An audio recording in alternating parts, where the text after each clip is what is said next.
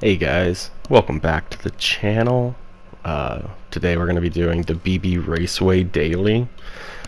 I actually remembered to grab the replay this time, so we get to see it from not just the one camera angle, we can switch through them. So that's going to be a lot of fun. If you haven't liked or subscribed, obviously do that, isn't that what all YouTubers say? While I get the settings and everything ready on the replay for us, and then once it starts it'll be the full race. Now BB Raceway is about a 25, 6, 7 second lap, so we already know this is going to be a cluster of cars just everywhere. Starting in 10th of 12, as we can see, there's not too many cars behind us, or 14, my apologies. So we got quite the battle, but we're really just hoping everybody gets messed up in front of us and that we can stay clean. If we can somehow keep ourselves from getting penalties, that'd be even better, because if they have penalties, there's really nowhere to run penalties off here. So as we go into the first turn, we're just trying to play it as cautious as possible. We see cars diving in, and as we come out, there's just cars everywhere. So just keeping our distance, playing the long game. There's 15 laps. It's not a long time, about an 8-minute race or so, but at the same time, just playing our cards right. It's not even going to be an 8-minute race. It's probably shorter than that. And as we're seeing cars hit the wall, we know these are probably racking penalties up on people everywhere in front of us. As a matter of fact, every car in front of us has a penalty right now except the car in first place. I don't think we actually made contact with him there. We never picked up a penalty, so I don't think we did. I think we just applied enough pressure that he messed his turn up hard as he was coming out of it.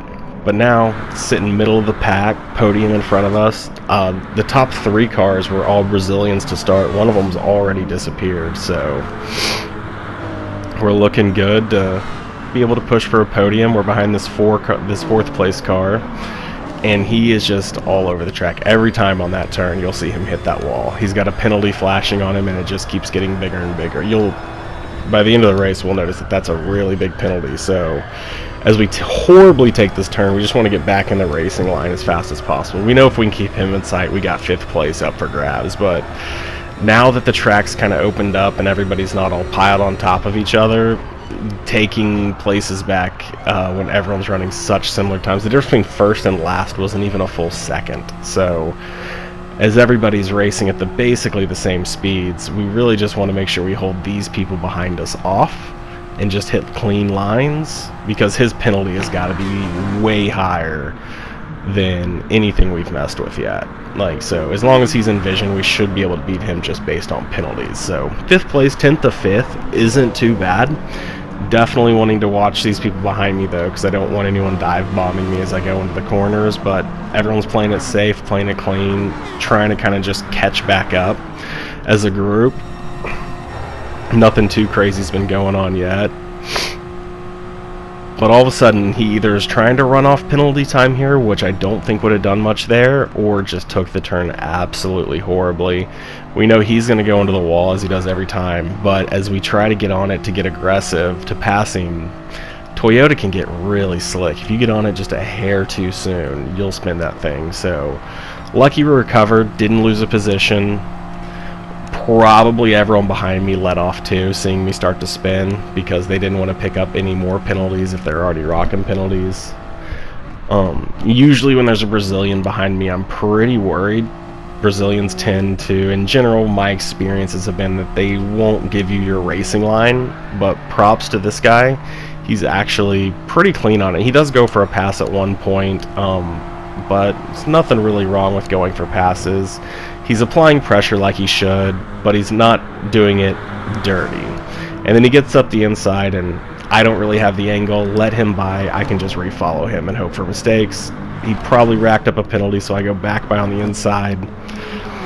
That's both of us trying to get in the racing line. He could have let off the gas. I probably shouldn't have gone up into him, though. That's probably more on me than on him. I just wanted to make sure I got the right line for the turn, because as long as you hit the right lines, you only have to come off the gas in this whole racetrack on this one turn right here.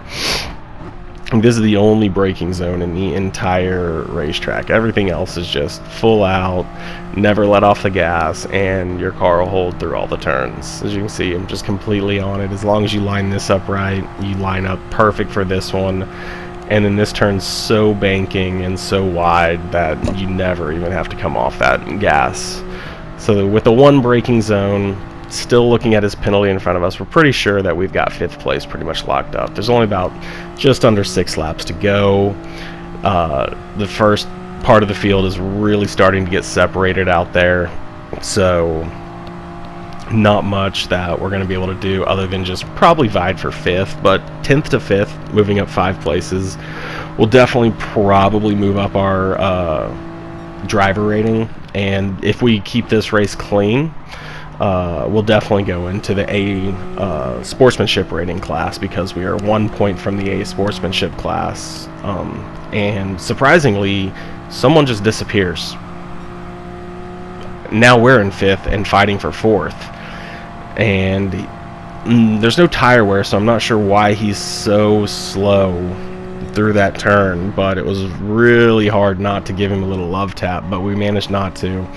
As he hits the wall again, we get up the inside. I was really hoping the car that spun there was going to be like the 3rd place car, 2nd place car, someone like that, and we were going to get a double pass. But we do finally get around the guy, and he's been putting down much slower lap times than we have in general. There's no real ways to pass him as he swerves all over the track and bounces off the walls and everything. So we were kind of stuck behind him for a while. But we do see 3rd place. It's not probable that we're going to get into 3rd place minus some sort of mistake. We might be able to catch up if he just takes the turns really slow and goes into like full caution mode.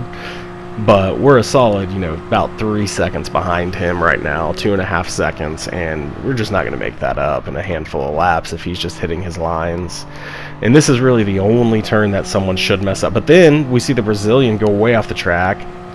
Can't really tell if he didn't know he was ghosted and he was trying to slam me to just, do that, or if that's just how he thinks you should properly enter the track. But lucky for us, he was ghosted. Even if he wasn't, I think we would have gotten around him, but it would have been very close. And since, as we know, I drive in the front cam, I can't see how close he was to my rear end. In the 3rd-person view, it looks like we'd have probably been fine. But now we're looking and hoping 2nd place makes some sort of mistake, but these turns are just too easy for him to make a mistake on. He'd have to go wide and hit a wall and pick up a penalty, because he's not sitting on any penalties right now. I'm not sitting on any penalties right now. So as we come across the finish line with no one in our rearview mirror, pretty satisfied going 10th to 7th on this raceway and keeping it clean. As the scoreboard comes up, I do get to see that I do finally make it to sportsmanship rating A. Not too bad. I think I've only done about 7 tracks. Thank you guys for watching the video. See y'all.